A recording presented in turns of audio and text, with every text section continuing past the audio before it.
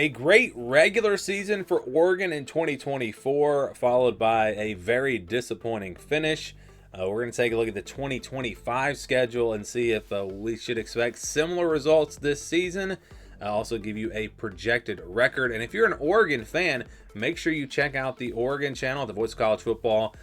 You will get live streams, videos there. So again, if you're an Oregon fan, make sure you head over to the Oregon channel and subscribe.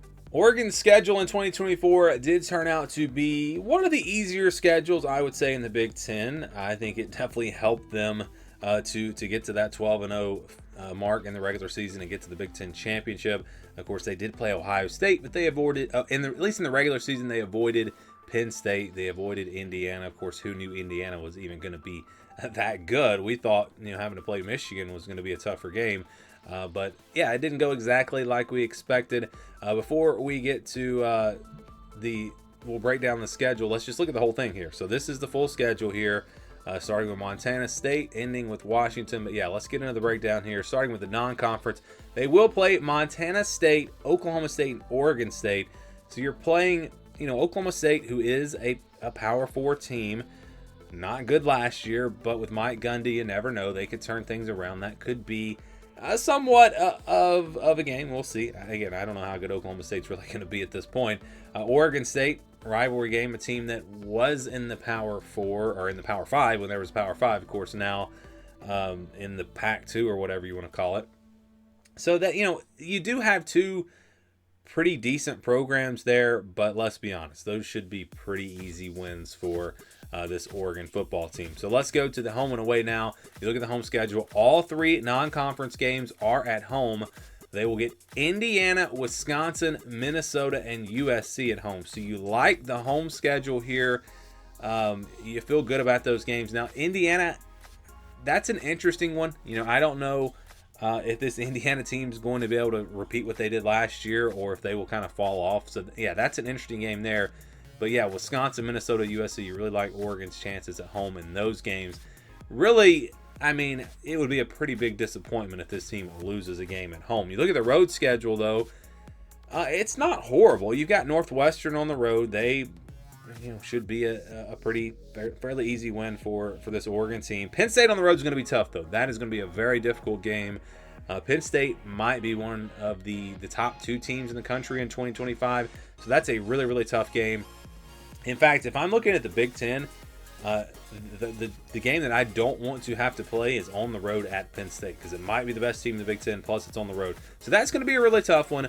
Rutgers on the road. And then you've got Iowa. That's always a tough place to play. I don't really expect Iowa to be great next year, but they're usually a solid team.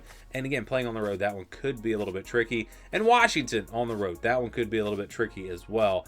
So I see three road games that could be a challenge. And again, I feel pretty good about the home schedule. You look at the changes from last year. So they remove Illinois, Maryland, Michigan, Michigan State, Ohio State, Purdue, and UCLA. So it's a much different schedule in the Big Ten. Yeah, losing Ohio State, Michigan, Illinois. You like that if you're an Oregon fan. Illinois has a chance to be pretty good this year. And then you look at who they add. Again, how good will Indiana be? How good will Iowa be? That's kind of tough. Minnesota could be a solid team. You add Penn State and USC. So, yeah, Penn State's the real, I would say, the only real tough addition to the schedule there. I think it probably is pretty similar to what they had last year in terms of difficulty overall. So, let's go game by game. First, this is how their schedule stacks up in the Big Ten with the other teams in the Big Ten based off of conference records from last season. So you see Oregon's opponents, they did have a 54% win percentage last season. They were 44-37. So, that's pretty good. That's pretty solid. Again, where does Indiana land this year? If they're as good as they were last year, this is a tough conference schedule. If Indiana drops off, I don't think the conference schedule is all that tough for Oregon. But it is, again, based off of winning percentage from last season, it is one of the tougher conference schedules in the Big Ten. All right, so now we're going to go game by game. Starting with Montana State on August 30th. Then they'll play Oklahoma State on September 6th. Then it's on the road at Northwestern September 13th. home for Oregon State on September 20th, and then on the road at Penn State. So you look at those first 5 games, I would say, is Oregon State a trap game here? Because you've got Northwestern and Penn State both on the road before and after. It's a rivalry game, and it's going to be at home, so I wouldn't worry too much about that game if I'm an Oregon fan. It's going to be all about Penn State. That's going to be a massive showdown there on September 27th. On the road, Happy Valley. That one is going to be one of the games, I think, of the season. They get a bye week after that, so you get to recover after traveling out to Penn State, come back home for Indiana. Could be a tough game. Again, that's one that it's hard to really judge right now. I just don't know how good this Indiana team is going to be. You've got Rutgers on the road October 18th, and then Wisconsin at home. So they do have some travel here, going from a home game, then all the way out west to Rutgers, and then back home for a game against Wisconsin. You wonder about the travel there. Will it play any impact? I don't know. It's hard to say. We did see last year a lot of teams lost when they had to travel across multiple time zones. So I would say, Rutgers maybe is a trap game. I just don't know how good that team's going to be. So they get their next bye week after that. So they're going to play 5 games, then they get 3 games, and then they'll have the final stretch here with these final 4 games after their last bye week. Again, all the teams get 2 bye weeks this year. You've got Iowa on the road. That one could be tough, but again, getting a bye week before that road game will definitely help. Then it's back home for Minnesota and USC. Minnesota on the 15th, USC on the 22nd, and then on the road at Washington on November 29th. So after that second bye week, they don't have to travel too much. I mean, Iowa is the furthest game. Washington, of course, not too far away. And you've got Minnesota and USC at home. I look at that Penn State game. That's the game that I circle. That one is going to be a tough one for sure. You look at Iowa and Washington on the road. Could be tricky games. And then again, how good is Indiana going to be? That's a big question mark there. But I think this schedule, I think overall it does set up pretty well for Oregon in 2025. Now, before we get to the projected record, just wanted to let all of you know we do have memberships available now on the channel. You can get early access to videos like this and much, much more. Check it out here on the channel. An undefeated regular season last year for Oregon. What will be their record in 2025? Well, we're going to give you a projection, and the projections for Oregon have not been very accurate, or at least they've been on the low end. Oregon has outperformed our projection formula every single year, the last 4 years. So our projection in 21 was 9-3. They went 10-2. In 2022, projected to go 7-5. That was a really tough schedule, by the way. They went 9-3. In 2023, projected to go 10-2. They went 11-1, and they beat it by 2 games this past season. They were projected to go 10-2 and finished 12-0. So keep that in mind when you see the projection at the end of the video. If the trend continues here, Oregon is going to do better than that. And let me make it clear, this is not a prediction. This is not my prediction for Oregon. This is simply a formula that we put together based on how tough the schedule is. We put all the teams into different tiers, and then again get these different percentages based on the tier of your opponent, and if the game's at home or if it's away. Keep all that in mind. This is not a prediction, but if the trends continue, then Oregon's going to do better than what this projection is about to show you. So you look at the schedule here again, and before we start the actual percentages here, this is the scale. So it is based off of our tier system. If a team is playing another team in the same tier, then that's going to be in the white 40 to 60% range. If you're a tier above your opponent, you're going to be in the purple 61 to 70. But if that game is on the road, then it drops it back down into the 40 to 60% range. So the home field advantage definitely plays into this a good bit. And so keep that in mind as well.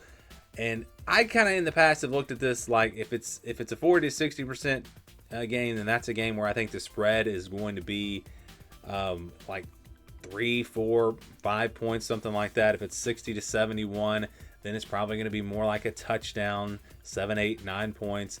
And then you get into the blue, 71 to 80. Those are games where I think the spread's going to be double digits, a couple touchdowns, whatever. And then we do count these games in the green as wins, the games over 80%. Those are games where I think the spread probably is going to be 20 or more. But again, this is not based off of guessing the spreads. It is based off of our tier system. So you've got In my opinion, 6 pretty easy games on the schedule: Montana State, Oklahoma State, Northwestern, Oregon State, Rutgers, and Wisconsin. And I realize Wisconsin played them close last year, and you could say, and if you really just wanted to look at that game, I don't know that I'd say Oregon is going to be favored by 20 or more points, or that they're going to be, guaranteed a victory in that game.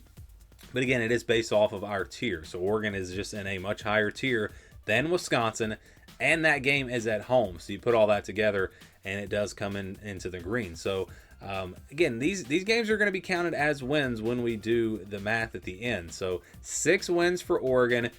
I wouldn't say guaranteed wins. That Rutgers game, again, is on the road. It's all the way across the country after playing Indiana. Like, if I was just looking at that game and giving you a percentage or giving you a point spread, I'd probably put that game in the blue. But, again, just with our formula, it does come out in the green. So 6 wins right there. Then you go to these 3 games: Minnesota, USC, and Washington. Games where Oregon is going to be 2 tiers better. So yeah, they're 2 tiers better than Minnesota and USC. Oregon is in tier 1, Minnesota, USC in tier 3. Washington is actually in tier 4, but that game is on the road, so that's why it does bump into the blue. So yeah, these are games that Oregon should win, but I wouldn't call them guaranteed wins, and I wouldn't be surprised at all if we saw an upset in one of these games. So it wouldn't shock me. So those 3 games definitely interesting: Minnesota, USC, and Washington. And then you look at the rest of the schedule, you only got 3 games left: Penn State, Indiana, and Iowa. That means that Oregon is going to be a pretty big favorite in 9 of their 12 games. That bodes well for the Ducks. But I do think you look at Indiana and Iowa, those are games where Oregon's probably not going to be a huge favorite. Indiana is a tier below Oregon. Iowa is a couple of tiers below Oregon, but that game's on the road, so that's why these games wind up in the purple. Indiana and Iowa could be tricky games, and then you've just got Penn State. That's the only 50-50 game. That's the only game where Oregon could be an underdog. I'll say they probably will be an underdog because it's on the road, but not by much, 3 or 4 points, something like that. Yeah, I think they're going to be favored in 11 of their 12 games. So that means if they take care of business and they win those games, obviously that means Oregon is going to be at least 11-1. But that's not what the projection says, because we average all these out. Again, we count the games in the green as wins, and then we use 75% for the blue, and we use 65% for the purple, 50% for the white, and you do get a projection of 10-2. So 10-2, the projected record for Oregon. And like I said at the beginning of the video, they do normally, or they have the past 4 years, they have beaten this by at least 1 game. So if you're looking at it like that, you might say Oregon very likely to go 11-1 in 2025.